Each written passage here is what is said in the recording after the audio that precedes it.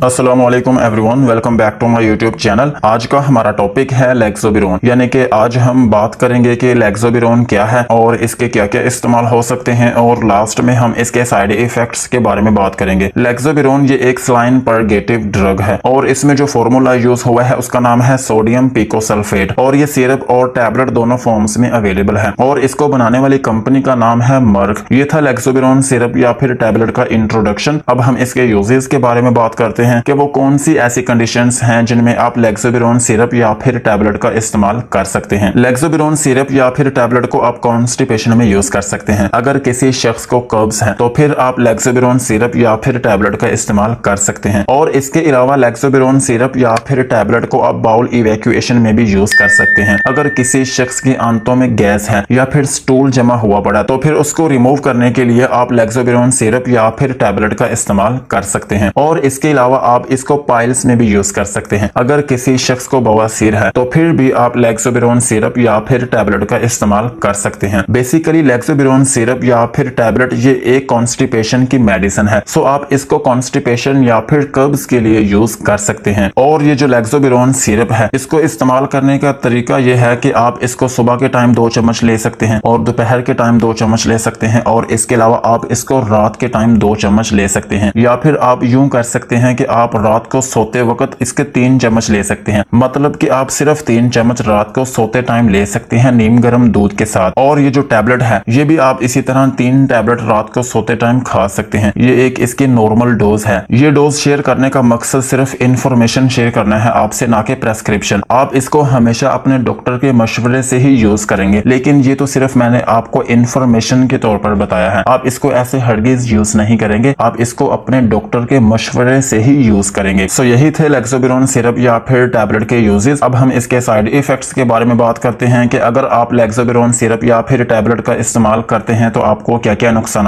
हो सकते हैं। लेक्सोबिरोन सिरप या फिर टैबलेट को इस्तेमाल करने से आपको डायरिया हो सकता है, और इसके अलावा आपके पेट में दर्द हो सकती है, और इसके अलावा आपको ब्लोटिंग हो सकती है, मतलब कि आपके पेट में गैस बन सकती है, और इसके अलावा आपको नोजिया या फिर वोमिटिंग हो सकती है, और इसके अलावा आपकी बॉडी में हाइपर सेंसिटिविटी रिएक्शन हो सकता है, मतलब कि आपकी जो स्किन है उसमें रैशेस बन सकते हैं। सो यही थे लेक्सोबिरोन सिरप या फिर टैबलेट के यूजेस एंड साइड इफेक्ट्स। आज की वीडियो को यहीं पर खत्म करते हैं। वीडियो अच्छी लगी हो तो चैनल को सब्सक्राइब करें और बेल आइकन को प्रेस करें।